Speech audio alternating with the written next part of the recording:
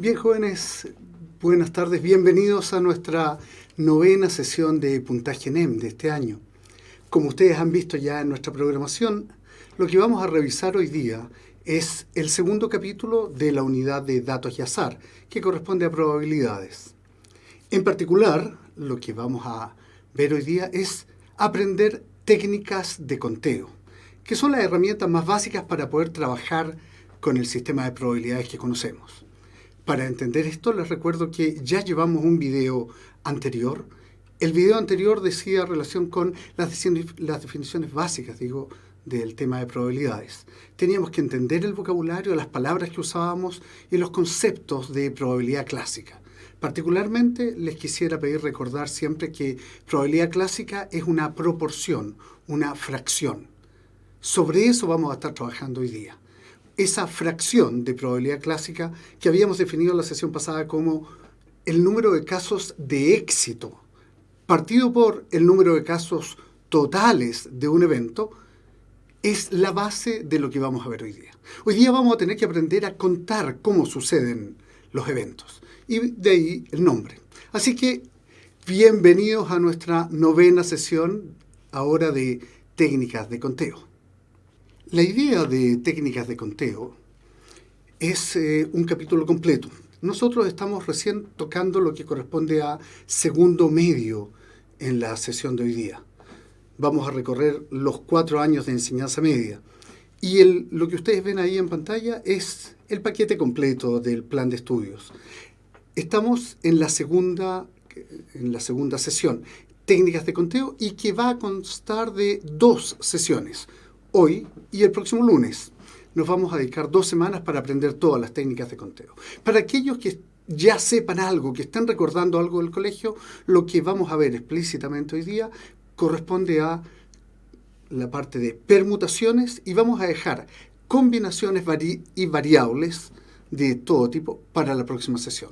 Hoy día vamos a llegar hasta permutaciones, pero vamos a ver todos los tipos de permutaciones. Como ustedes saben bien, en primero medio se definen algunas cosas básicas de técnicas de conteo. En segundo medio se ve permutación simple y luego en los años siguientes se ven tipos de permutaciones un poco más elaboradas, particularmente permutaciones con repetición. Nosotros vamos a ver todo el tema de permutaciones hoy día. Por tanto, ¿qué necesitamos saber aplicar? Primero, algo que introducimos la sesión pasada, la parte básica de qué y para qué se usan el principio aditivo y el principio multiplicativo. Segundo, saber reconocer uniones e intersecciones de eventos. Saber ver cuándo 2 partes de un evento están relacionados en forma independiente entre sí y a veces, por el contrario, una depende de la otra. Son casos completamente diferentes y tenemos que analizarlos hoy día también. En tercer lugar, tenemos que aprender hoy día a usar una herramienta matemática. En general, los alumnos le tienen un cierto temor a la herramienta factorial. Vamos a aprender que no es para tanto. Deberíamos tener el objetivo hoy día de salir sabiendo hoy día cómo usar factoriales. Y por último, aplicar los 3 tipos de permutación.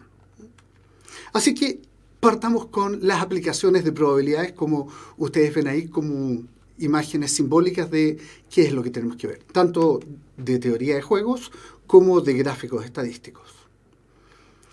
Para entender la sesión de hoy día necesitamos muy pocas cosas como requisitos anteriores. Nos basta usar el vocabulario básico aprendido en la sesión anterior y el concepto de probabilidad clásica. Así que vamos entonces con la materia de hoy día. Definiciones básicas. Desde ahora en adelante le vamos a llamar principio multiplicativo a una aplicación que se da solo en cierto tipo de preguntas. El objetivo nuestro es que sepamos reconocer cuáles son esas preguntas. La idea es que cuando tenemos un suceso B, que puede ocurrir de muchas maneras diferentes, asociado a un suceso A que puede ocurrir de sus respectivas muchas maneras diferentes. Lo que queremos saber es de cuántas formas pueden ocurrir los 2 eventos asociados. Le vamos a llamar entonces un evento compuesto cuando tenga un evento que tiene sus respectivas formas de suceder y un segundo evento que tenga sus respectivas otras formas de suceder. La unión de eso le llamamos principio multiplicativo. Lo que ustedes ven ahí en pantalla es la definición oficial y formal. En mi experiencia a los alumnos les complica un poco eso. Yo reconozco que es una definición árida y un tanto latera de leer. Así que vamos inmediatamente a ver de qué se trata. Hagamos un ejemplo.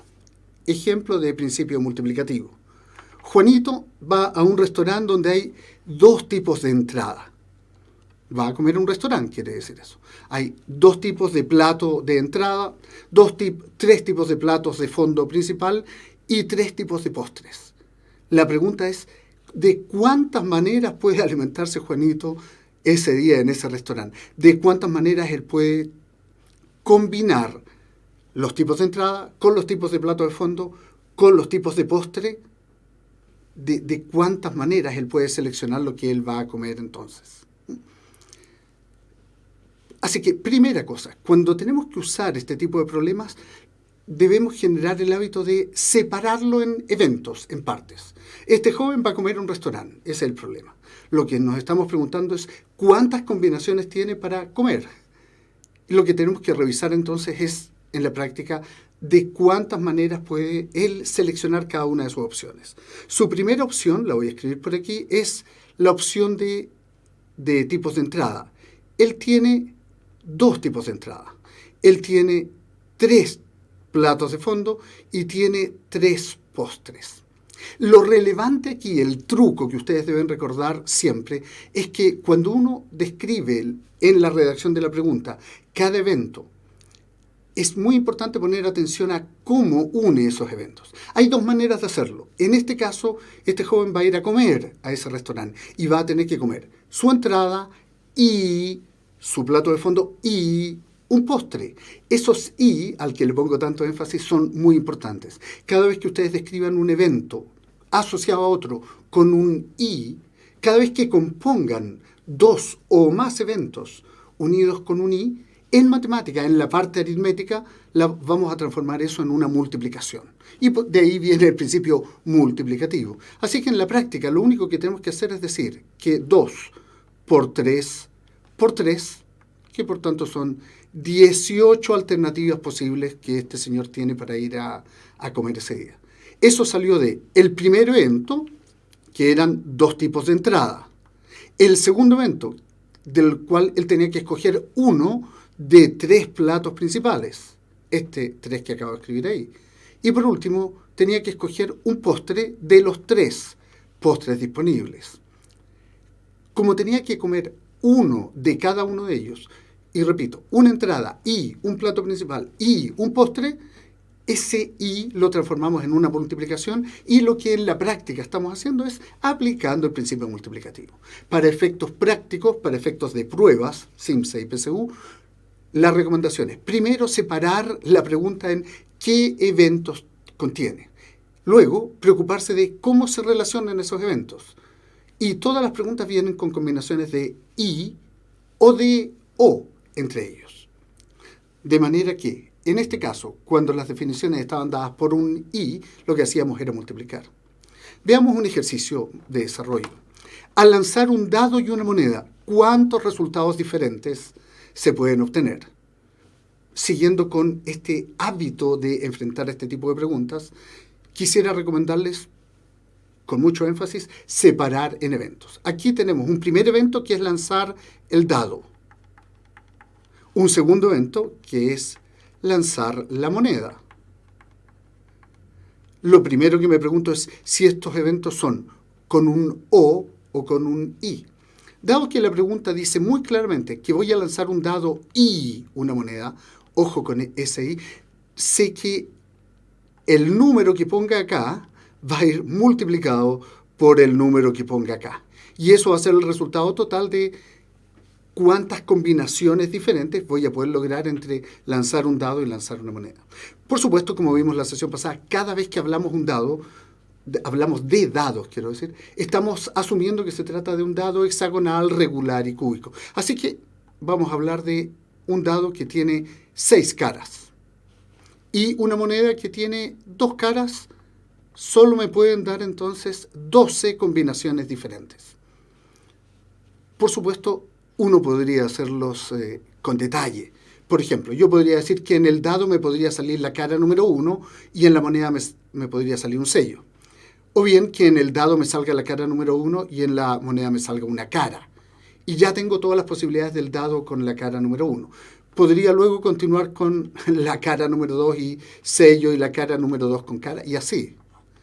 Por supuesto que yo podría terminar eso uno por uno. Cuando estamos hablando de un dado, tal vez eso ya lo encontraríamos largo y engorroso. Imagínense si la pregunta me dice lanzar 10 dados o algo así. No tiene ni un sentido hacerlo uno por uno. Lo que aplicamos es el principio multiplicativo, que es la receta para encontrar un y o un o para unir los dos eventos que estén sucediendo. En este caso era un y, porque decía la pregunta, lanzar un dado y una moneda. Ese y nos dio la clave aritmética de todo. Espero que estemos de acuerdo hasta aquí. Segundo, la contraparte. ¿Qué pasa cuando la unión de los eventos no viene con un i, sino viene con un o?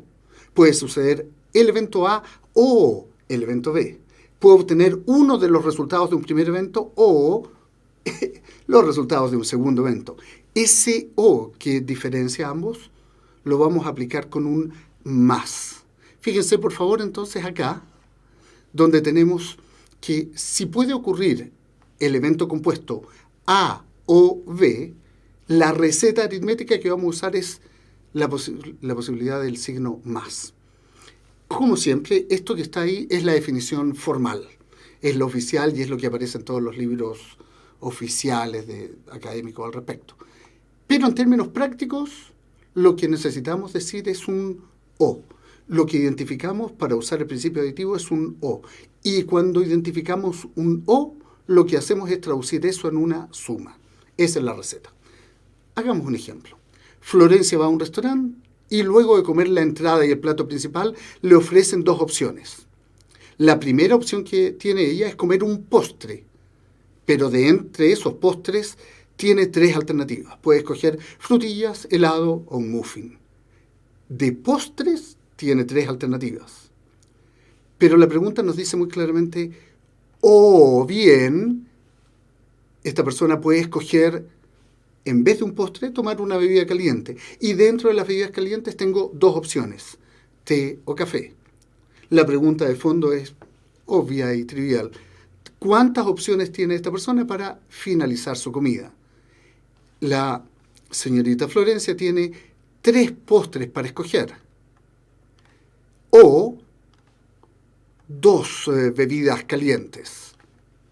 La alternativa es sumar. Lo voy a poner con todo detalle. Lo que estoy haciendo aquí entonces es sumar 3 más 2 para decir que esta persona en ese restaurante, con estas condiciones dadas, tiene 5 alternativas para escoger. Así de fácil. Simplemente escojo una pregunta. Leo la pregunta con calma y separo por eventos. Ese es el recetario que estoy tratando de transmitir. Y esos eventos o van unidos con un y por lo tanto voy a multiplicar los números que los compongan, o van unidos por un o, y en el caso del o, los vamos a sumar. Una caja tiene 20 esferas numeradas del 1 al 20. ¿Cuál es la probabilidad de sacar una esfera al azar? Esta indica un número primo o un múltiplo de 10. El o, que está aquí, me obliga a sumar todas las alternativas. Desde el 1 al 20, como vimos en la sesión pasada, tengo una cierta cantidad de números primos. Voy a tener que contar cuántos números primos hay del 1 al 20. Son 8, pero los vamos a tener que calcular. A propósito, para aquellos alumnos que estén a punto de rendir CIMSE de segundo medio o PSU, es una muy buena recomendación llegar con los números primos aprendidos del 1 al 100. No es un buen momento adentro de la prueba de CIMSE o adentro de la PSU, en el tiempo de las pruebas, ponerse ahí a calcular si un número es primo o no. Mi recomendación a todos mis alumnos es llegar sabiéndolos. De hecho, entre el 1 y el 20 hay 8 números primos. Ustedes podrían calcularlo en su casa si tienen ganas. ¿Y cuántos múltiplos de 10 hay? Hay 2 múltiplos de 10, el 10 y el 20. Así que múltiplos de 10 tengo 2. ¿Qué hago con estos 2 números? La probabilidad es entonces 8 números primos, o bien un múltiplo de 10, o 2 múltiplos de 10. Estos yo los voy a sumar. Voy a decir que tengo, por tanto, 8 más 2. Tengo 10 casos de éxito. Y en esta pregunta, donde me estaban diciendo cuál es la probabilidad, lo que vamos a decir es que la probabilidad de que suceda el evento A o el evento B, fíjense cómo lo estoy escribiendo ahora, la probabilidad del evento A o el B es, como siempre en estos casos, una fracción. ¿Cuántos son los casos totales que puedo sacar? Puedo sacar 20 esferas. ¿Cuántos son los casos que me sirven? ¿Cuántos son mis casos de éxito? 8 primos y 2 múltiplos de 10, por lo tanto, mi alternativa era el número sumado, era 10. Y lo que digo entonces es que la probabilidad es un medio, o tal como vimos la sesión pasada, puedo decir también que es 0,5 o que es el 50%. Cualquiera de esas alternativas podría estar en una pregunta de PSU, por ejemplo. Bien. Otro ejercicio. Compliquemos un poquito más las cosas con más eventos y más alternativas. Como siempre, repito, lo que vamos a hacer es leer el problema una vez completo. Luego lo leo de nuevo separando eventos. Y para cada evento voy a ver qué y cuántas posibilidades existen. La relación de los eventos puede ser con un I o con un O. Si es con un I, multiplico. Y si es con un O, sumo. Eso es el hábito, esa es la forma, la metodología en que vamos a enfrentar esto. El siguiente ejercicio. Pedro dispone de 5 lápices de pasta, 4 de tinta y 3 de grafito. Entonces, ¿de cuántas maneras puede escoger él un lápiz para hacer una tarea? Para hacer su tarea, él tiene que escribir. Puede escoger uno de los 5 lápices de pasta, lápices de pasta son 5, o alguno de los lápices de tinta, que son 4, o alguno de los lápices de grafito, que son otros 3. Como es un O, yo sin pensar, simplemente por hábito matemático, vamos a traducir ese O en una suma. Así que yo voy a decir que aquí hay 12 alternativas para que él pueda terminar su tarea. Ojo con el vocabulario. Hay veces en que, como en esta pregunta, la enumeración de alternativas es eso, una enumeración. Y puede que termine en la última de las opciones con un I. No dejen que se confunda ese I con la unión de eventos. Aquí dice que tiene 5 lápices de pasta, 4 de tinta y 3 de grafito. Pero ese I no significa que tenga que usar simultáneamente uno y otro. Él no escoge lápices de pasta y lápices de tinta y lápices de grafito para escribir una tarea. Él escoge un lápiz de todas sus alternativas. Así que tiene que escoger uno de sus 5 lápices de pasta, o bien uno de sus 4 lápices de tinta, o bien uno de sus 3 lápices de grafito. Aunque ahí en esa pregunta diga un I, ese I no corresponde a un principio multiplicativo, corresponde a un principio aditivo. Bien, sigamos en los restaurantes. En un local de comida rápida, Patricio puede escoger un combo que contiene una de 5 hamburguesas diferentes y una bebida de 4 sabores diferentes. O bien, él puede escoger un jugo entre 2 sabores diferentes y todo esto acompañado de papas fritas. ¿Cuántos combos diferentes puede armar Patricio? Esta tarea dejémosla como estos desafíos para la casa. La respuesta la damos al final de la sesión o la próxima. Pero la receta es, primero, dividir en pedazos. Si esas opciones, si esos eventos están unidos con un I, yo tengo que multiplicar eso. Si tengo que compararlos con un O, lo que vamos a hacer es sumar eventos. Bien, el resumen, entonces, la metodología para enfrentar este tipo de problemas es separar en eventos. Los eventos van a ir unidos una vez más, con un I, y en ese caso multiplico los números que correspondan, o con un O, y en ese caso sumo. Ustedes me cuentan luego cómo les va ahí en el chat. Bien, segundo objetivo del día de hoy. Una herramienta esencial para poder contar eventos especiales en los temas de estadística y probabilidad es esto que ustedes están viendo ahí. Seguro que lo recuerdan mucho del colegio. Los factoriales. Quiero dedicarme un minuto a hablar de los factoriales. Primero, esto es una herramienta para poder calcular probabilidades. Probabilidades es un tema que ya vimos. Probabilidad clásica era número de eventos favorables versus partido por, dividido por, el número de eventos totales de un caso particular. Factoriales es una herramienta matemática que nos permite calcular de cuántas formas se pueden hacer determinados eventos. Hasta ahora hemos lanzado clásicamente dados y monedas. Si lanzo un dado, solo me puede salir una de las 6 caras. Si lanzo una moneda, solo me puede salir una de sus 2 caras. Pero las preguntas no son tan triviales, tan burdas, tan elementales. Normalmente vamos a tener diversos niveles de dificultad. Y una de las primeras cosas que nos vamos a empezar a preguntar es cuando tengo eventos en que tengo muchos elementos combinados entre sí. Estoy seguro que ustedes han visto ya en más de algún ejercicio cosas como, si tengo una bolsa llena de esferas de colores, tengo 5 esferas de colores azul, 5 rojas, 5 verdes y saco una al azar. ¿Cuál es la probabilidad de sacar una de color azul? Eso lo consideramos una pregunta burda, porque es un solo evento de un sistema muy fácil de entender. Pero ¿qué les parece si en esa misma bolsa nos preguntaran cuál es la probabilidad de sacar primero una esfera azul, luego una roja y luego 2 verdes seguidas? Esas combinaciones de eventos que sin duda complican más la redacción de las preguntas y el entendimiento, implican otras herramientas matemáticas que vamos a tener que aprender a manejar. Así que los invito en esta segunda unidad a partir desde cero en una nueva herramienta matemática. Hablemos entonces de factoriales. Estoy seguro que lo recuerdan del colegio. Factorial es una forma de multiplicar abreviada. Nada más que eso. 5 factorial significa que yo voy a multiplicar 1 por 2, por 3, por 4, hasta 5. Si quiero multiplicar 10 factorial, lo que voy a tener es 1 por 2, por 3, por 4, por 5, por 6, por 7, por 8, por 9 y por 10, hasta 10. Si quiero multiplicar hasta n, hasta el número natural n, voy a multiplicar el 1 por el 2, por el 3, por el 4, por el 5 y así cada uno de los enteros hasta llegar al número n.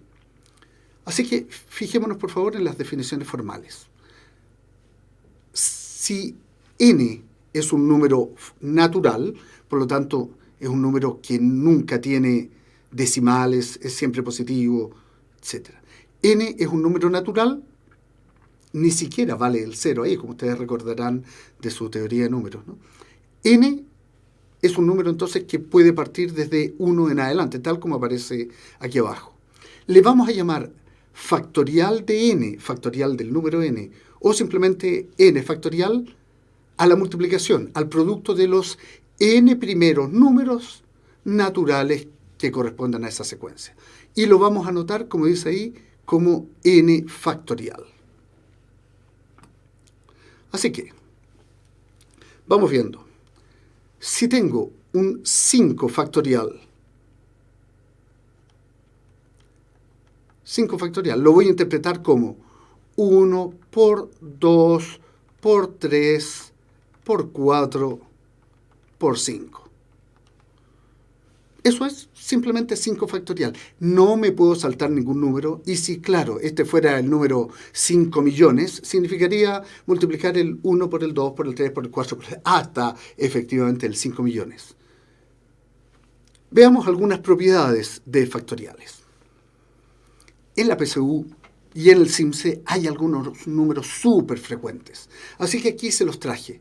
Les recomiendo también aprenderse estos números. No es buena idea llegar a la PSU y ponerse ahí adentro de la PSU a calcular este tipo de cosas. Vamos viendo. Los números más clásicos en las preguntas que tienen que ver con probabilidades son estos 3 que están aquí. ¿Cuánto es? 4 factorial, 5 factorial y 6 factorial. Los números que espero que ustedes recuerden son 24, 120 y 720.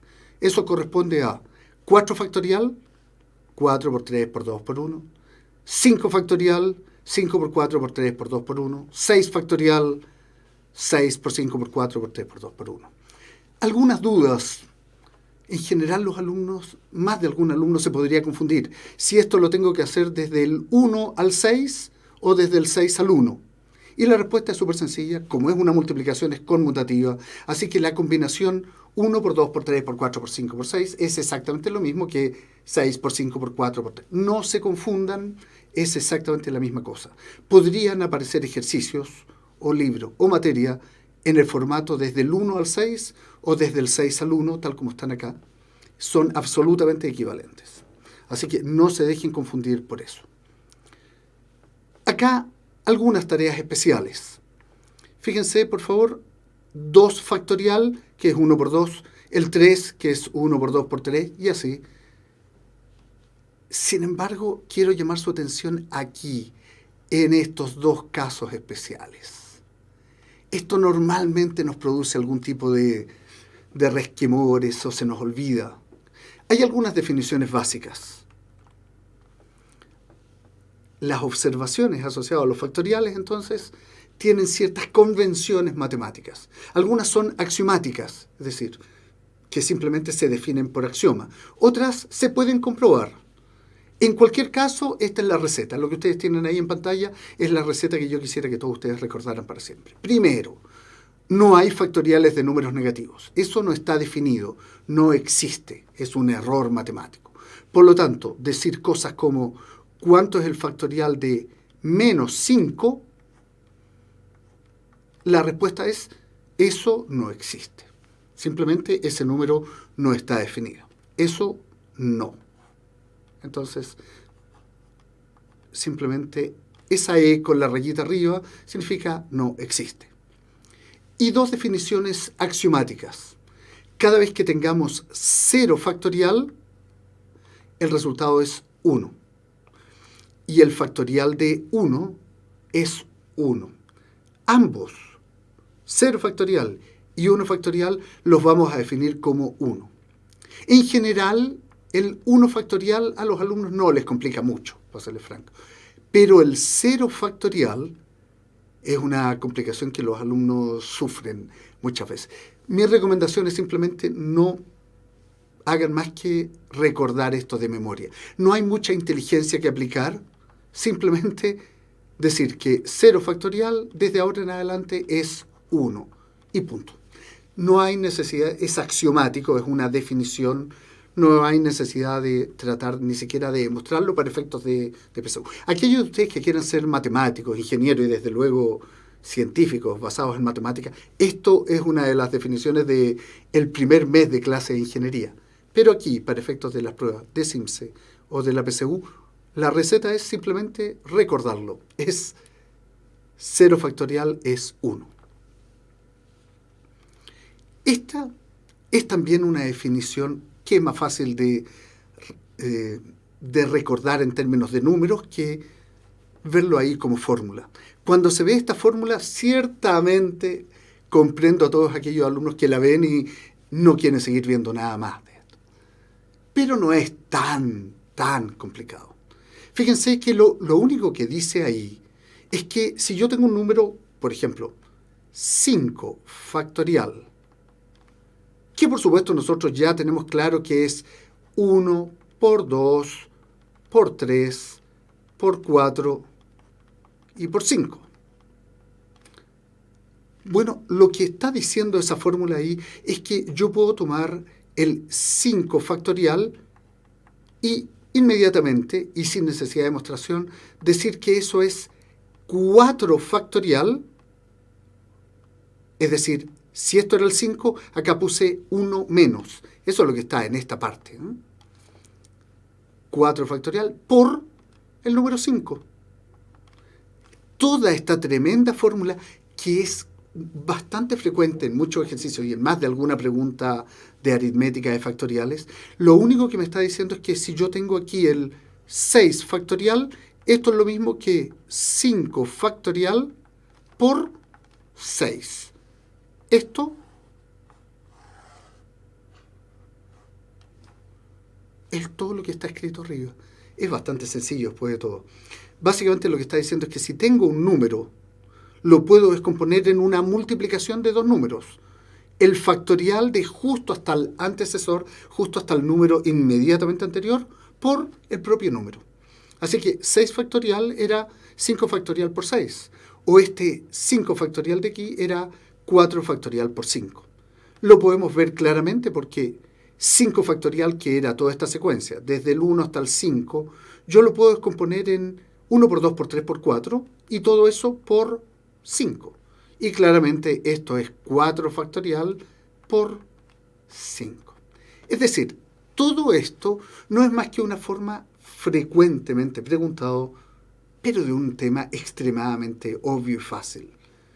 De manera que no se dejen asustar por tanto paréntesis, tanto signos raros, signos exclamativos de factoriales, multiplicaciones. Es simplemente la descomposición de un número en su antecesor por sí mismo. Es todo lo que aparece ahí. Así que, resolvamos. Perdón, voy a leer un poco del chat, a ver qué tenemos como participación de chats. Ok, Radical Time me pregunta, ¿qué es lo más difícil de la PSU de matemáticas? Esa es una pregunta tremendamente difícil de contestar. Lo que yo le contesto a mis alumnos usualmente ante eso es que cuando uno estudia, no hay tema realmente difícil. Así que depende cómo uno defina difícil. Lo podemos definir de dos maneras, Radical Time. Lo podemos definir como algo explícitamente, intrínsecamente difícil, y probablemente en eso esté alguno de los teoremas avanzados de geometría, de proporciones de geometría, y los temas de probabilidad condicional y probabilidad combinada. Probablemente por ahí estén los temas de lo que hay sea lo más difícil intrínsecamente hablando. Sin embargo, si definimos difícil de otra manera, si definimos difícil como la cantidad de preguntas contestadas en una PSU por el universo de alumnos que la rinde, las dificultades están en temas de estadística, hay algunas cosas de productos notables y álgebra y funciones que también hace harto daño. Y además debes considerar que la PSU, por ejemplo, está dividida en 4 grandes ejes temáticos. Hay algunas de esas preguntas en cada uno de esos ejes temáticos que están redactados de tal manera que un alumno, incluso un alumno al que nunca le hayan gustado las matemáticas, lo puede contestar y por lo tanto consideramos esas como preguntas fáciles. Pero también se pone el diseño de la prueba PSU, también considera ejercicios más difíciles que otros. No tienen el mismo grado de dificultad. Y por eso las preguntas en definitiva no terminan valiendo lo mismo. Hay preguntas que valen harto más puntos que otros, estadísticamente hablando, sobre el universo de todos los que dan. Yo espero que este año sean del orden de unos 300.000 alumnos para el 2018. 295.000, 300.000 alumnos creo yo que van a rendirla este año. Y podemos considerar difícil, además, cualquier pregunta que el 75% del alumnado no pueda contestar. Eso podría ser un parámetro de difícil. Así que contestar realmente qué es difícil para responder en directo a tu pregunta es un tema complicado. No es fácil responderlo. Solo considera que mientras más estudies, menos difícil es. Eso sí te lo puedo asegurar. La cantidad de horas de estudio en matemática es absolutamente proporcional al puntaje que obtienes. Más estudias, más ejercitas, mejor puntaje obtienes. Eso es definitivo. Javier dice que la geometría puede ser, pero en realidad si tú te fijas, ángulos en un triángulo, que es un tema que nosotros vimos hace un par de meses atrás, no es realmente un tema difícil. Geometría es un tema demasiado amplio. Muchos de sus temas son fáciles. Yo diría que la geometría proporcional es lo que más asusta a los alumnos y lo que menos contestado es. Definitivamente, Sanic, quizá depende más de lo que uno considere difícil. Definitivamente tienes razón. Bueno, las otras son aseveraciones y agradezco los adjetivos que dicen por ahí. Se los agradezco en lo personal. Continuamos entonces con ejercicios de esta materia. Vamos viendo. Aquí una pregunta básica. No deben esperar esto como una pregunta ni de CIMSE ni de PSU. Es solo una pregunta aquí para practicar este tema. Lo deberíamos considerar, hablando de fácil o difícil, como recién hablábamos, esto deberíamos considerarlo como una pregunta muy fácil. 7 factorial menos 5 factorial. Lo que nosotros necesitamos saber es cómo me las arreglo para restar una cosa por otra. Un error común es restar el 7 menos el 5. Recuerden que esto es 1 por 2, por 3, por 4, por 5, por 6 y por 7. Y a eso le voy a restar 5 factorial, que es 1 por 2, por 3, por 4 y por 5. Pongo esta pregunta porque el error más usual, más típico, es que un alumno, inocentemente, confunda este signo de resta con un signo de división. Esto no lo puedo simplificar. Yo simplemente no puedo decir que simplifico ese 1 de acá arriba con este 1 de acá abajo, este 2 con este 2, este 3 de aquí con ese 3 de acá, este 4 de aquí. No puedo simplificar. Esto es una resta. Por lo tanto, este signo no implica de ninguna manera que puedo simplificar. Lo que puedo hacer es sacar un factor común.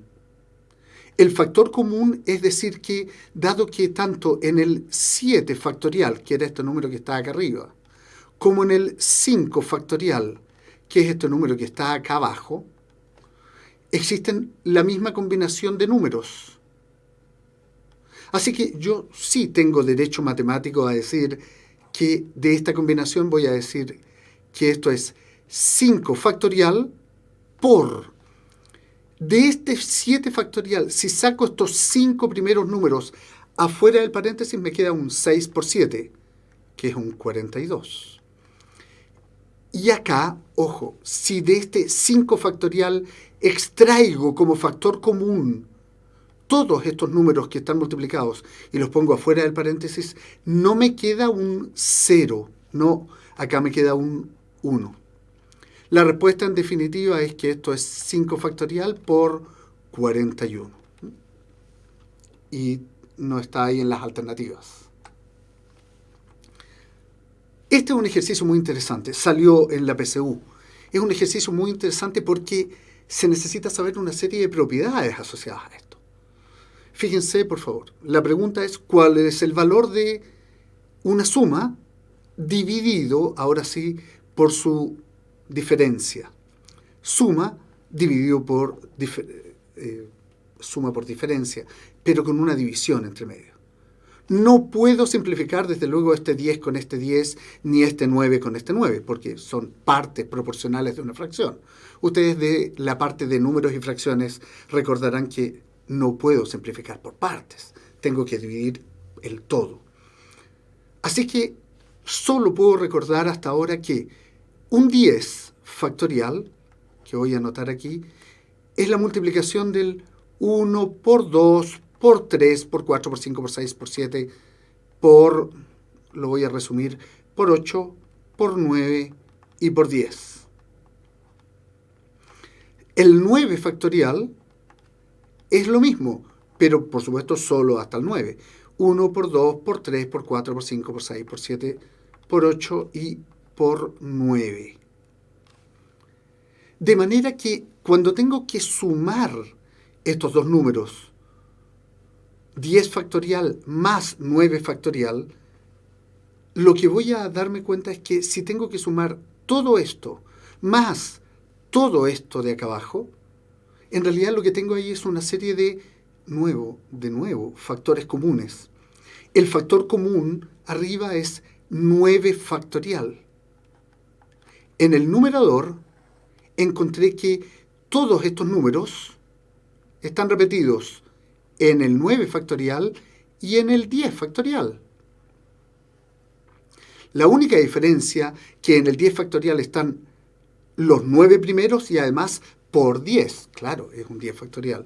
Así que lo que me va a quedar adentro del paréntesis, luego que saqué este factor común 9 factorial afuera, es en el primero de los valores un 10. Y en el segundo de los valores, aquí en ese 9, si extraigo ese 9 como factor común afuera, lo que me queda ahí es un 1. En el denominador vamos a hacer lo mismo.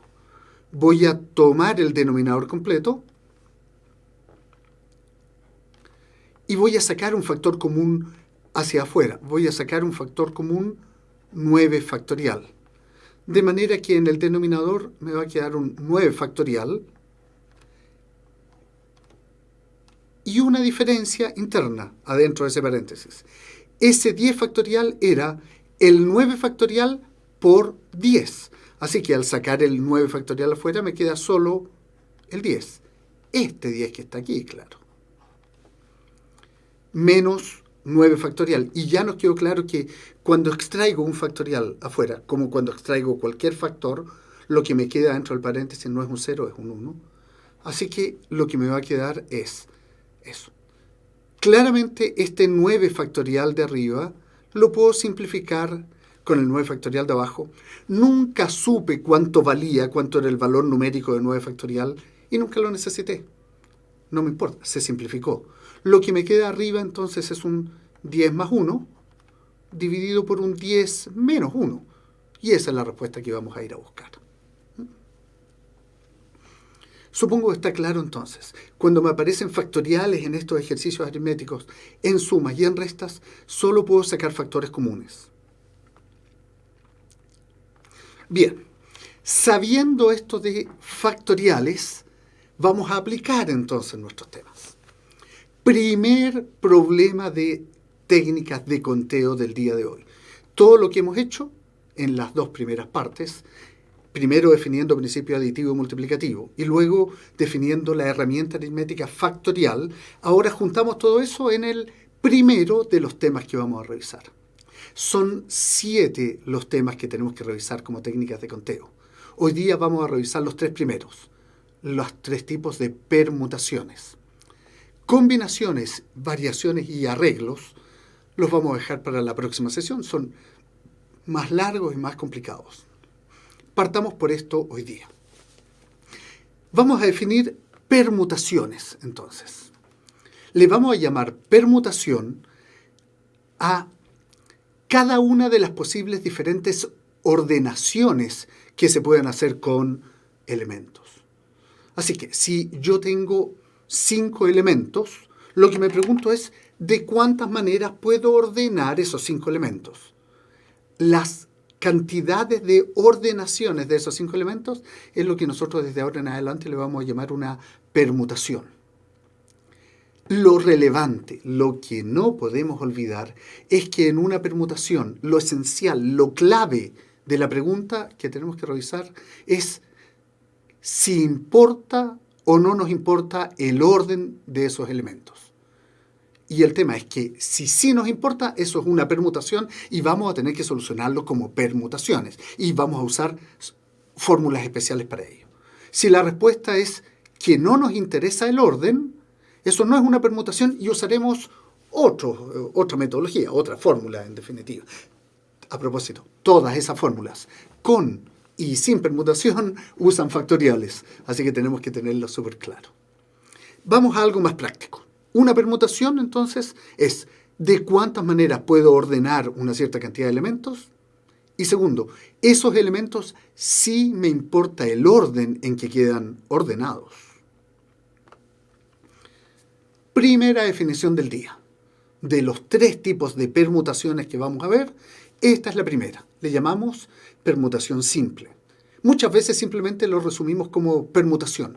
No le ponemos ningún apellido y nos estamos refiriendo a esto. Una permutación simple de n elementos es una permutación en la que no existen elementos repetidos. Voy a ordenar n elementos y ninguno de esos elementos es igual a otro y como es una permutación, sí me importa el orden en que queden. Vamos viendo algo práctico. Para la PSU, esta imagen que ustedes tienen ahí no tiene ninguna relevancia, por supuesto. En la PSU no se puede entrar con calculadora, claro. Pero quiero asegurarme de algo. Dado que las tareas de colegio sobre estos eventos sí van a requerir de usar calculadora, quiero llamar su atención sobre este punto de aquí. En esta calculadora, fíjense, es el signo. Ahí dice X factorial. Ese es el signo que nos va a permitir solucionar probabilidades. En toda calculadora científica, en alguna parte está ese signo. En esta calculadora en particular, este modelo que encontré en internet, está en esta zona, que es la que yo uso. Por supuesto, depende del diseño del modelo de cada calculadora y de cada marca. Pero en todas, la convención es esa. Por lo tanto, si yo quiero saber la permutación de 5 elementos, lo que voy a apretar es 5 y esta tecla. En esta calculadora, además, como está con la mayúscula amarilla, voy a tener que hacer un Shift, o sea, mayúsculizar, y esta tecla. 5, Shift, factorial, me da el factorial del número 5. Por si no lo recordaban del colegio, eso es tan fácil como esto. En las aplicaciones de celulares la convención es exactamente la misma. Busquen, por favor, donde diga n factorial o x factorial. Y eso corresponde a las permutaciones, que es lo que vamos a ver ahora. En segundo lugar, después de permutación simple, vamos a tener que reconocer cuando una permutación es circular. Una permutación circular es algo diferente. Es cuando dispongo los elementos en una forma que no tiene ni principio ni fin. De ahí viene el nombre de circular. Entonces establezcamos la primera diferencia. Vamos a hacer lo siguiente. En la pantalla anterior, hagamos un ejemplo. Quiero invitar a 3 personas a un cine. Quiero invitar a una familia a un cine.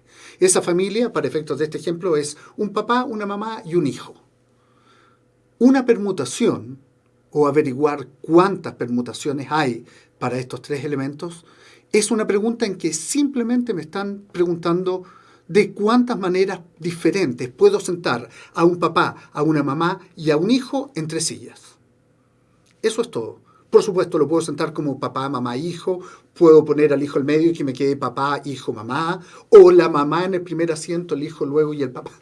En fin, tengo 3 elementos que quiero sentar, que quiero ubicar en 3 posiciones.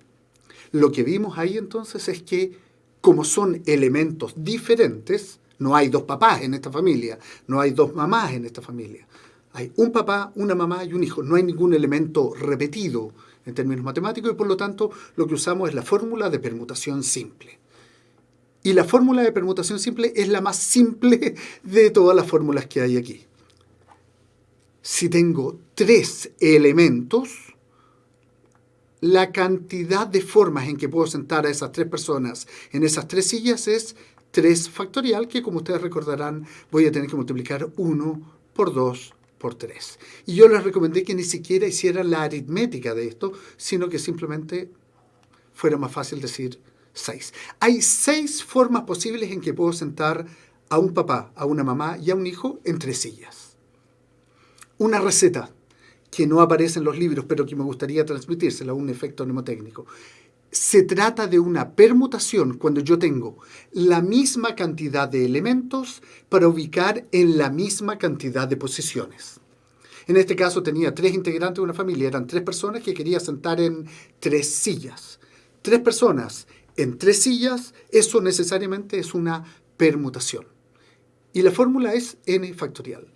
Si me preguntan de cuántas maneras puedo sentar a 5 personas en 5 sillas, me doy cuenta que son 5 elementos para ubicar en 5 posiciones, 5 personas en 5 sillas. Así que voy a decir 5 factorial. Y así ad infinitum. Yo puedo decir lo que con el número tan grande como lo necesitemos. ¿De cuántas maneras puedo sentar a 100 personas en 100 sillas? De nuevo me doy cuenta que son la misma cantidad de elementos para ubicar en la misma cantidad de posiciones. 100 personas en 100 sillas es 100 factorial. Eso es una permutación simple. La receta entonces, por favor. Número de elementos igual a número de posiciones. Eso es una permutación simple. siempre que me importe el orden en que queden. Claro. Ya vimos que el orden era lo relevante para una permutación. Así que una permutación simple era ubicar a 5 personas en 5 sillas. Pero déjenme adelantar un poquito. ¿Qué era esto de permutación circular? Era algo levemente diferente. Una permutación circular se refiere también a la misma cantidad de elementos en la misma cantidad de posiciones, pero las posiciones van a ser tales que yo no sé dónde está el primer asiento, dónde está la primera posición, y podría ser cualquiera de ellas. Caso clásico. Entonces, diferenciemos en, yo voy a invitar a 5 personas a un cine. 5. Una mamá, un papá y 3 hijos en este próximo ejemplo. ¿De cuántas maneras puedo sentar a esas 5 personas en una fila de 5 sillas? Y la respuesta va a ser 5 factorial. Pero si en vez de eso, la pregunta me dice, mire, voy a sentar a 5 personas, a las mismas 5 personas, en una mesa. ¿De cuántas maneras puedo sentar a 5 personas en una mesa que tiene 5 sillas? Y la respuesta es que no es 5 factorial. Esto va a ser 5 menos 1 factorial. Esta es la fórmula que aparece aquí, claro. 5 menos 1, por supuesto, es 4 factorial. ¿Por qué en un caso dije que 5 personas en 5 sillas era 5 factorial y en este otro caso dije que 5 personas en 5 sillas es 4 factorial? Y la diferencia es que expliqué 4 factorial aplicando la fórmula de una permutación circular, porque no sé realmente cuál es la primera silla de estas 5 sillas. En cambio, en el cine, cuando estaban todas las sillas fijas, la primera silla estaba claramente determinada. De las 5 sillas, yo identificaba dónde partía todo. En una disposición circular podría partir de cualquier parte. Esa diferencia de no saber dónde comienza es lo que me hace diferenciar entre usar la fórmula del n factorial o del n-1 factorial. Tengo, por tanto, ya 2 tipos de permutaciones. La permutación simple, en una línea, ubico en una forma lineal, donde siempre sé cuál es la primera de las posiciones posibles, y tengo una permutación circular cuando dispongo los elementos sin saber dónde parten, en una disposición circular. Y a eso le llamamos permutación circular. Por supuesto, otra cosa que a veces genera problemas con los alumnos es 5 personas sentadas en una mesa circular. La geometría de la mesa, por supuesto, no tiene nada que ver. Si la mesa es ovalada, también voy a usar la permutación circular. Y si la mesa es cuadrada, también voy a usar una permutación circular. Porque lo relevante es que no sé dónde está el primer asiento, son todos equivalentes entre sí, son todos iguales entre sí. Eso es lo que hace que usemos la permutación que llamamos permutación circular. No es que tengan que ser necesariamente personas que se sienten en una mesa y que además esa mesa sea circular. Es simplemente la ubicación de elementos donde no sé dónde está un principio y un final. Y por último, el tercer tipo de permutación. Este a veces complica un poco más las cosas. Es la permutación con repetición. Es diferente de las 2 fórmulas anteriores.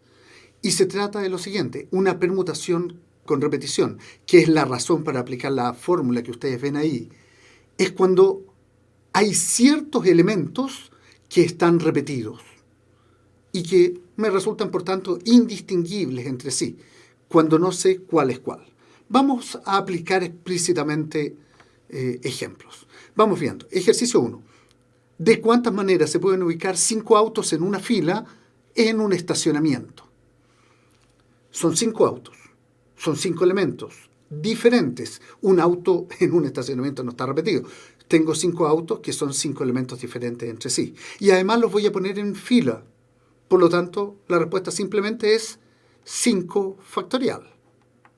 Y si no recuerdo que es 120, yo tendría que decir 1 por 2 por 3 por 4 por 5.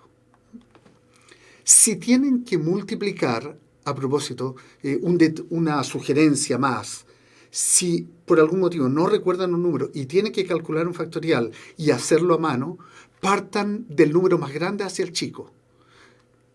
En este caso, si no supiera la respuesta 120, lo que yo haría es multiplicar primero 5 por 4, 20. Ese 20 por 3, en la medida que van creciendo los números, los voy a ir multiplicando por los números más chicos aquí. Y por lo tanto resulta aritméticamente más fácil y más confiable. Al revés, en mi experiencia los alumnos se confunden más. Partan del más grande multiplicando al más chico y sale más confiable y más rápido. En este caso, la respuesta era que eran 5 autos, eran diferentes entre sí y van a ubicarse en una fila, por lo tanto, ser primero o ser último era diferente. El orden en que quedaban los autos era importante entonces. Usé una permutación simple. Pero esto es otro ejercicio. Fíjense, por favor, cuántas palabras, con o sin sentido, pueden construirse con todas las letras de la palabra elemento. La gracia de la palabra elemento es que, si ustedes se fijan, tengo una letra aquí, la primera letra es igual a la tercera letra, es igual a la quinta letra.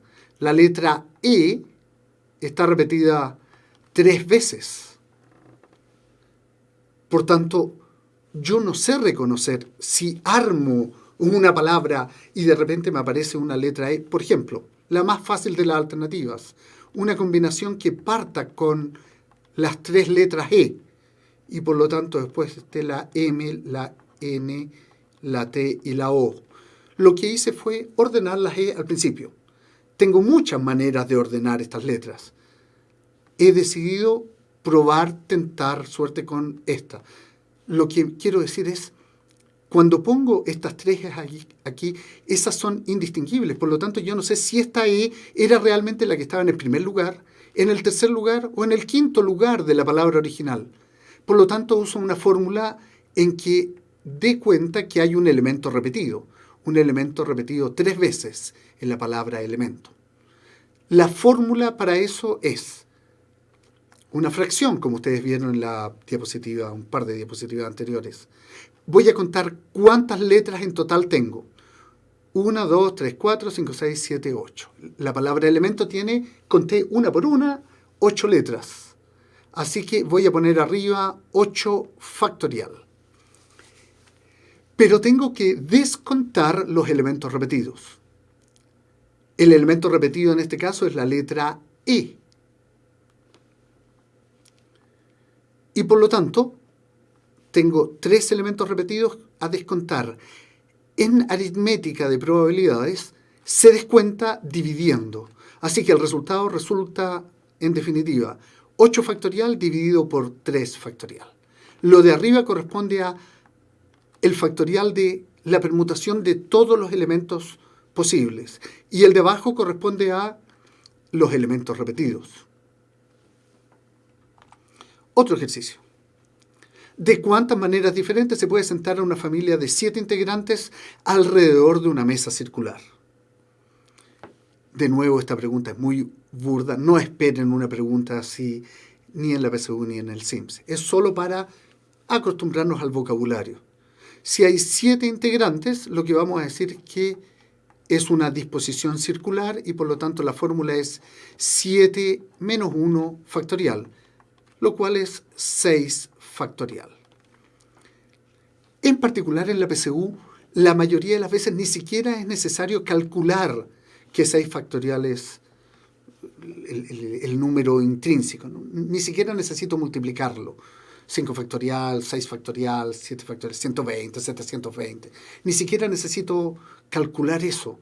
Muchas veces simplemente las preguntas vienen con respuestas de alternativas expresadas en esos términos.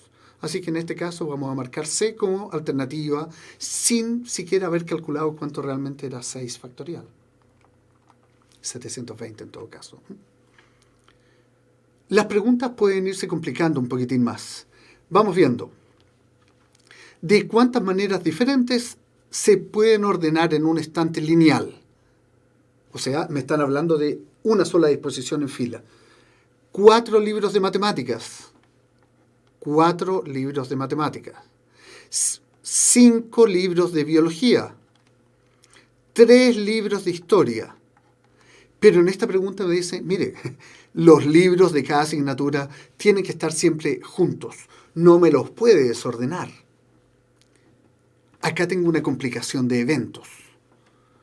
Lo primero es que en cada uno de ellos, por ejemplo, los 4 libros de matemáticas, los 4 los puedo ordenar en cualquier orden, siempre que estén los 4 juntos. Son 4 libros de matemáticas, pero entre esos 4, intrínsecamente, adentro de esos 4, los puedo poner en cualquiera de sus formas.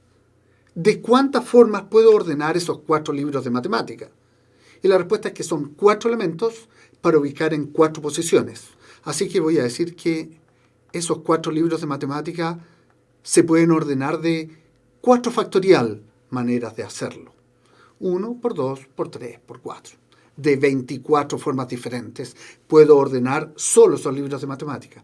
Pero por otro lado tengo 5 libros de biología.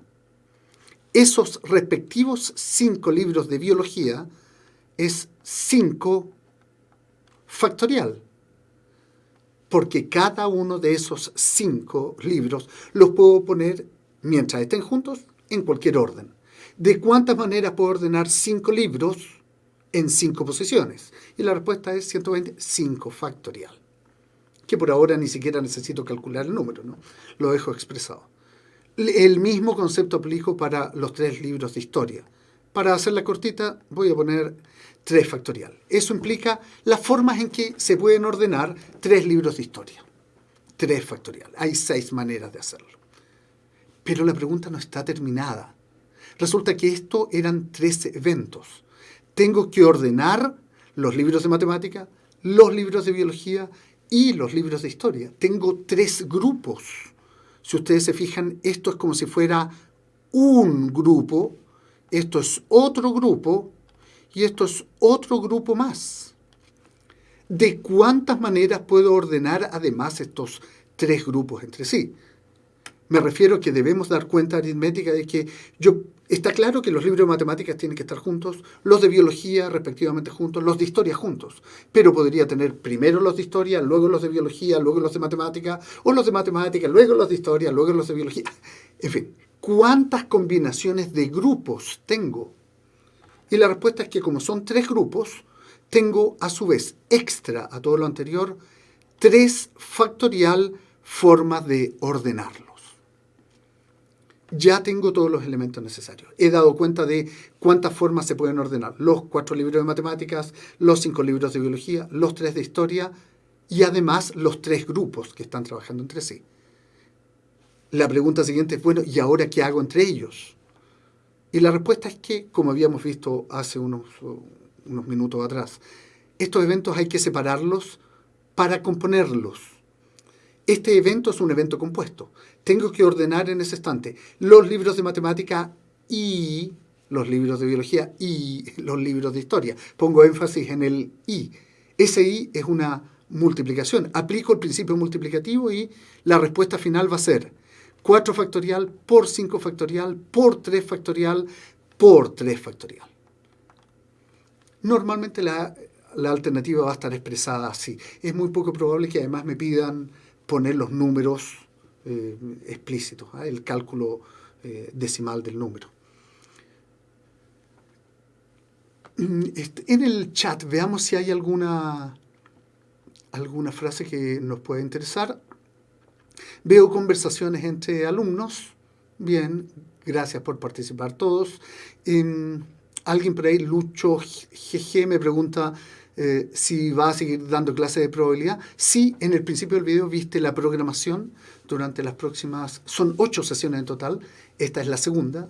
Durante las próximas 6 sesiones, 6 lunes, vamos a estar viendo probabilidad de todo tipo. Hoy día estamos en técnicas de conteo. La próxima sesión terminamos técnicas de conteo con los temas más difíciles a los que los alumnos en general más miedo le tienen y vamos a continuar avanzando con probabilidades completas. Javier Ávila me dice 12 libros. Claro, son 12 libros en total, pero la pregunta era de cuántas maneras se podían ordenar y por lo tanto era algo diferente. Bien, continuemos con libros. ¿De cuántas maneras diferentes se pueden ordenar ahora por color 7 libros diferentes, de los cuales 3 son azules, 2 son rojos y 2 son negros. Simplemente ahora no me están pidiendo ordenar los libros, me están pidiendo ordenar colores. La redacción de la pregunta cambió. Fíjense que dice ordenar por color. O sea, ya no me importa de qué temas son, ni siquiera me los dice, no sé de qué se tratan, no sé si son grandes o chicos, solo me importa que queden ordenados por color. Tengo que tener los 3 azules juntos, los 2 rojos juntos y los 2 negros juntos. Así que, ¿de cuántas maneras puedo ordenar 7 libros diferentes por color? Y la respuesta va a ser que, ¿de cuántas maneras puedo ordenar los azules entre sí? De 3 maneras. ¿De cuántas maneras puedo ordenar los rojos entre sí? De 2 maneras. ¿De cuántas maneras puedo ordenar los negros entre sí? De 2 maneras. Pero esta pregunta todavía no está terminada. Así que la pregunta es, ¿qué tengo que hacer ahora para calcular el valor final de esto? Esa también la vamos a dejar de tarea como desafío, a ver si entendimos esto. Pueden parar el video, volver a la pregunta anterior, donde está la pista para resolver realmente qué es lo que falta aquí. Las preguntas de probabilidades siempre tienen implícito un tema de comprensión lectora. A veces no es tan fácil como que me den 4 números y tenga que multiplicar, sumar, ni siquiera usando factoriales. Hay veces en que tengo que saber calcular los valores usando las fórmulas que correspondan, claro, pero hay un tema de comprensión lectora que me cambia las condiciones de la pregunta. Fijémonos en esta pregunta. Es una pregunta clásica. Un grupo de 4 amigos suben a un automóvil. Si solo uno de ellos sabe conducir, ¿de cuántas formas diferentes se pueden distribuir estos amigos en el interior del automóvil? A priori, en principio, yo quisiera pensar que tengo un automóvil que por ahora voy a dibujar así, con 2 asientos adelante y 2 asientos atrás. Y por lo tanto digo, tengo 4 amigos para sentar en 4 asientos. A priori y muy superficialmente yo podría decir, bueno, esto es una permutación simple. Tengo 4 elementos para sentar en 4 posiciones, 4 amigos para sentar en 4 sillas, así que esto es 4 factorial. Pero la pregunta está redactada de tal manera que esa no es la respuesta adecuada. Fíjense que me dice por ahí en la pregunta que solo uno de ellos sabe conducir. Así que los 4 amigos no los puedo sentar a todos en cualquier posición y en cualquier parte. Se supone que el que sabe conducir es el único que puedo sentar en el asiento del conductor, suponiendo que esa sea la parte adelante del volante. En esta posición, en el asiento 1, solo puede ir uno de ellos, el único que sabe conducir. Así que en realidad la pregunta es, ese amigo va ahí. No tengo alternativas. Él no tiene ninguna otra posibilidad combinatoria. Lo que tenemos que preguntarnos es de cuántas maneras puedo sentar a los otros 3 amigos en los otros 3 asientos. Así que la respuesta definitiva es 3 factorial, no 4 factorial. Y la diferencia estuvo en que solo uno de ellos sabe conducir. El que uno de ellos sepa conducir me cambió las condiciones de la pregunta. Me deja todo esto condicionado a el primer asiento. Ese joven esa persona estaba en el asiento del conductor y los otros son los que pueden sentarse en cualquier posición. Por lo tanto, la combinatoria solo puede contar los alumnos que las personas, digo que efectivamente puedan sentarse en cualquier otra disposición de los otros 3 asientos, no de 4 asientos. En fin, espero preguntas. Sí, Javier era 3, biólogo, perfecto.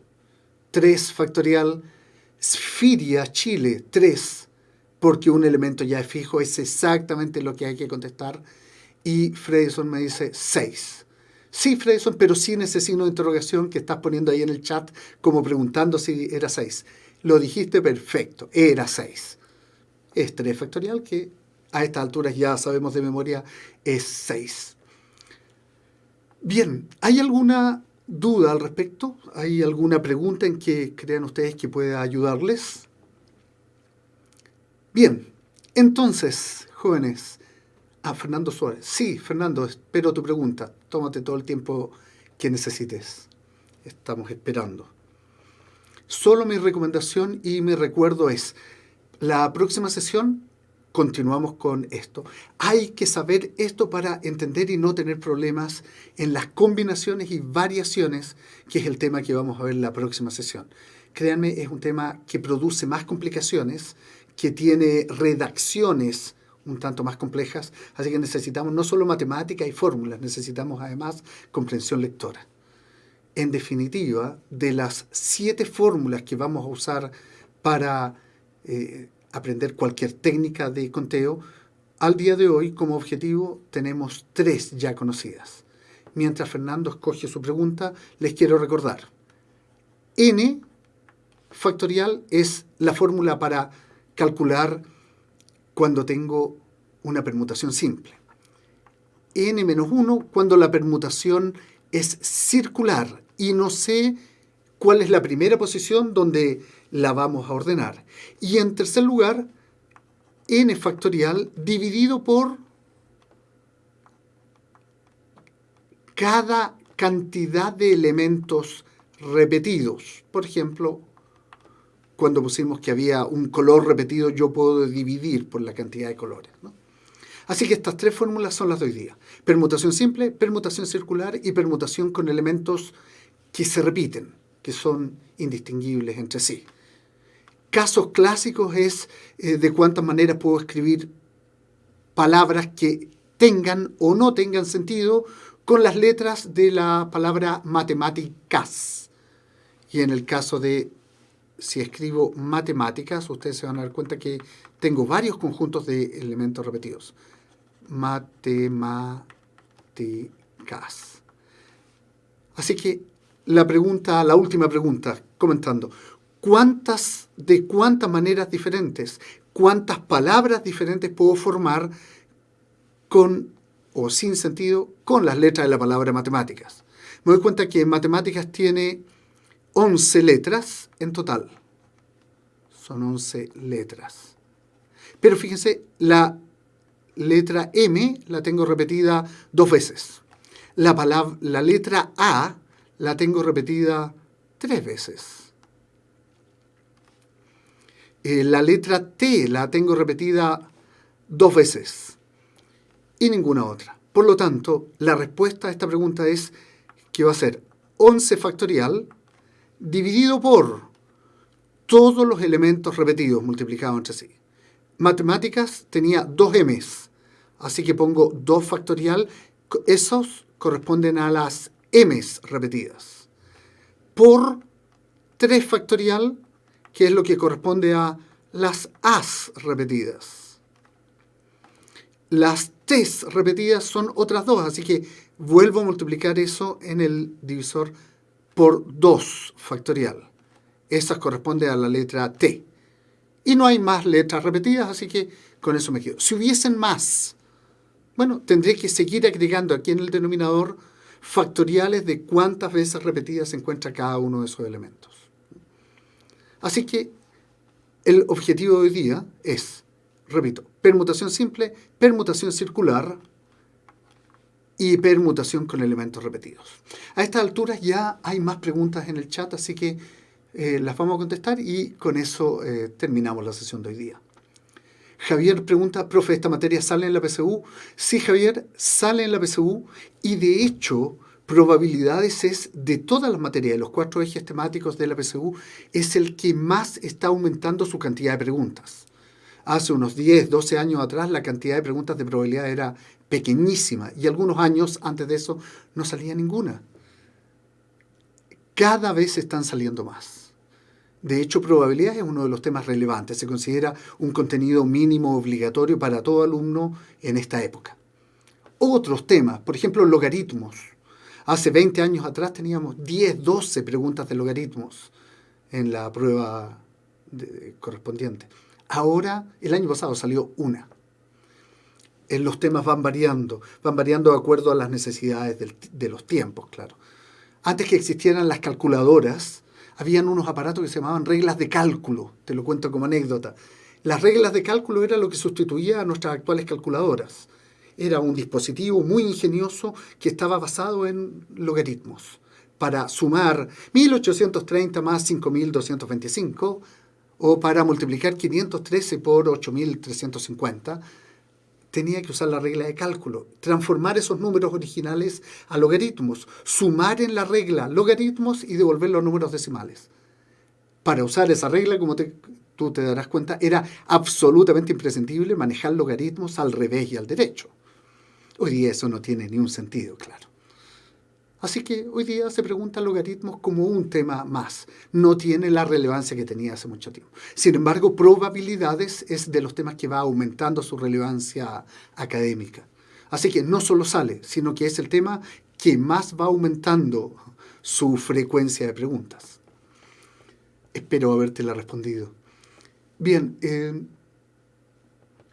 profe, responda la tarea que dejó con la interrogante. No, pues Freddy, la idea era que tú pares el video, lo hagas, por último lo comentamos en el chat después, pero la idea es que te obligues a ver el video. La diferencia está en entender cuando alguien lo hace o tener que hacerlo uno. Y como tú ya te debes haber dado cuenta, en estos temas y en varios otros temas la diferencia es radical. Cuando uno ve cómo otra persona lo hace, es muy fácil. Cuando tiene que hacerlo uno, cuesta mucho. Por eso dejé la pregunta hasta la mitad, dejé planteado qué era lo que faltaba y además te dije que en la pregunta anterior estaba resuelto. Así que la forma de hacerlo, la metodología es obligarte, en buena onda por supuesto, pero obligarte a que tengas que repasar todas las materias para solucionarlo. Así que la gracia está en precisamente dejarla así y no darla por solucionada. Sanic dice, me preguntaba por qué he visto la fórmula de permutación como n factorial, pero también como n factorial partido por n menos r factorial. No sé dónde puedes haber visto esa fórmula. Déjame borrar acá y te contesto. Voy a hacerme espacio para contestar esa pregunta. La pregunta que estás haciendo es que has visto esa fórmula y por otro lado esta fórmula. N menos R o a veces se escribe como N menos K factorial. Pues bien, esta segunda fórmula de aquí no es permutación. Así que, por favor, no lo confundan. Nosotros la vamos a estudiar. Es una fórmula sumamente importante. Es tan importante que tiene su propio nombre. Lo vamos a ver en la próxima sesión. Y es sumamente usada, pero no es una permutación. Son cosas totalmente diferentes. La permutación es tal como tú mismo lo escribiste en la primera opción. N factorial es permutación. Hay otras combinaciones, otros tipos de preguntas con otras redacciones donde las condiciones son diferentes y en ese caso usamos esto. Básicamente, para no dejarte una semana con la interrogante, esa fórmula se usa para contestar una pregunta en que, por ejemplo, invito a 3 personas al cine, pero tengo 5 sillas libres. ¿De cuántas maneras voy a sentar a 3 personas, diferentes entre sí, por supuesto, pero en 5 asientos libres? Puedo dejar todos los asientos libres entre medio, uno por medio, todo junto al principio, todo junto al final. ¿De cuántas maneras puedo ordenar entonces a 3 elementos en 5 posiciones? En ese caso, y con ciertas características y ciertas condiciones, ahí voy a usar esa fórmula. Es una fórmula completamente diferente y responde a una pregunta completamente diferente. El tema es tan diferente que tiene su propio nombre. Dependiendo de las condiciones, se puede llamar una combinación o un arreglo. Y de hecho, hay otras condiciones más en que esta fórmula, además, la vamos a multiplicar por r factorial o por k factorial adicional. Y eso va a ser otro elemento diferente. En cualquier caso, eso es la próxima semana y es un tema muy importante. Fernando nos pregunta, cuando tengo un número factorial expresado y solo tengo las alternativas números naturales positivos, yo debería expresar el número factorial mediante la multiplicación. Sí, no nos queda otra. Es poco común eso, para serte franco. Fernando, no lo deberíamos esperar. Lo más común es que aparezca el factorial. Incluso cuando el objetivo aritmético de la pregunta es otro, muchas veces han aparecido cosas como las expresiones factoriales. En otras preguntas de probabilidades, recuerdo hace 2 años atrás salió la pregunta de intervalo de confianza, en una parte de una tremenda fórmula había que calcular raíz de 100. Y fíjate tú que estaba expresado como raíz de 100. Ni siquiera fue necesario ese año saber que 10 por 10 es 100. A ese nivel. Cuando el objetivo es súper explícito, la PSU en particular, no tanto el CIMSE, pero la PSU en particular requiere que el alumno lo deje explícito y no pierda el tiempo en calcular ni siquiera cálculos tan obvios como raíz de 100 es a 10. Así que sí, estarías obligado a calcularlo. Bien, Mick Stenger nos pregunta, ¿cuántas sumas diferentes de 4 sumando cada una se puede obtener con los números 5, 6, 10, 18 y 20? Es una combinatoria eso, veámoslo en la próxima sesión. ¿Cuánto es 3 más 3? No sé si eso es un chiste o estás preguntando algo en serio. Esta materia es lo más fuerte de matemáticas. No necesariamente es lo más fuerte. En cada uno de los 4 ejes temáticos podrían aparecer preguntas difíciles. Lo que sí pasa es que probabilidades es, como decía hace un rato, es de los temas más nuevos que entran en matemáticas. Por lo tanto, nos encontramos en los preuniversitarios y los profesores más antiguos con alumnos que han tenido clases en sus respectivos colegios con profesores a los que nunca les fue necesario enseñar probabilidades. Porque en esa época no entraban en estas pruebas y por lo tanto, como no se enseñaban en la educación media, a los profesores de la época no se les enseñaba probabilidades porque no era necesario que ellos lo enseñaran a sus respectivos alumnos. Así que es un tema de los últimos años y los profesores han debido irse especializando y actualizando en ese tema. Puede que a lo mejor por ahí hayas encontrado a alguien que no sepa esta materia o que te haya dicho que no entra. Está entrando y cada vez más, ¿no? Te lo confirmo. El biólogo decía, también existen tablas de logaritmos. Sí, las famosas tablas Larsen eran unos libracos enormes con mantizas y... Claro, había que calcular los logaritmos, nadie se iba a aprender 10.000 números de memoria, se usaban tablas de logaritmos para encontrarlos, ¿sí? Se me cayó el carnet con eso. Yo alcancé a usar en el colegio, en el primer año de universidad, tablas de logaritmos. Ok, muy bien, gracias a ti por los adjetivos. Esfiria dice la permutación con repetición. Sí, 7 factorial dividido por 3 factorial, por 2 factorial, por 2 factorial, perfecto. Al amplificar todo, numerador y denominador, queda 5 por 6 por 7, 210. Esfiria está explicándole, aquí están ahí en una conversación interna con Freyson. Ok. Fernando nos cuenta que en su colegio nunca hemos pasado datos y azar, pero hay que investigar todo por uno mismo. No te preocupes, Fernando, eso lo sabemos bien en los preuniversitarios, lo tenemos muy claro. No te preocupes, aquí vamos a pasar toda la materia necesaria para CIMSE y sobre todo para la PSU. Así que sigue sesión a sesión, te recomiendo comprarte tu cuadernito, hacer todos los ejercicios que aparecen en la página web de Puntaje Nacional, te metes con tu root, te metes con tu clave y tienes una base de datos enorme de muchos tipos de ejercicios, de todo lo necesario, claro. Hay del orden de 70.000 ejercicios en la base de datos. O sea, si tienes tiempo, no alcanzas a hacerlos en un año completo. Lo importante es escoger los ejercicios adecuados y ir aprendiendo la materia adecuada. Ok, bien, Esfiria me dice, sí, ese era el desafío. Gracias por la clase, gracias a ti, gracias a todos. Nos vemos entonces, dado que no hay más preguntas de carácter técnico, nos vemos la próxima sesión. Felicidades a todos, nos vemos el próximo lunes a las 6:30 con el siguiente capítulo de técnicas de conteo, combinatorias y variaciones. Un abrazo para todos y hasta la próxima sesión. Que estén bien.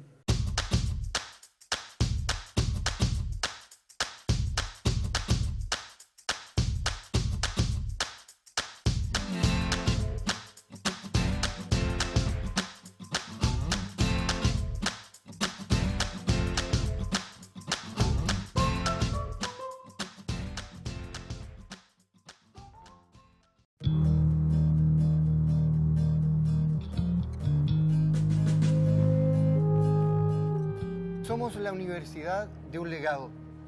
El cardenal Silva Enríquez nos desafía permanentemente a cada uno de nosotros a trabajar por las necesidades concretas de nuestra sociedad.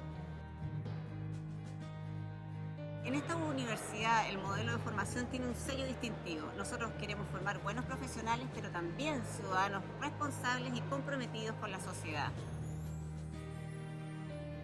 Nuestra universidad, a lo largo de su historia, ha mantenido un permanente compromiso con la calidad. Somos una institución privada sin fines de lucro, heredera de un legado valórico que nos obliga a estar atentos a los desafíos de las personas y la sociedad. Nuestra universidad, desde su origen, está vinculada a temas públicos. Ganan los estudiantes y sus familias porque concretan sus proyectos de vida, gana la universidad porque acoge a buenos alumnos y gana el país porque recibirá mejores profesionales. Ven a vivir la experiencia de un proyecto educativo comprometido con la sociedad. Por eso te invito a conocernos y a formar parte de nuestra comunidad universitaria. Un proyecto solidario e inclusivo. Con el legado del cardenal Silva Enríquez y su sueño de Chile. ¡Ven a la Católica Silva Enríquez!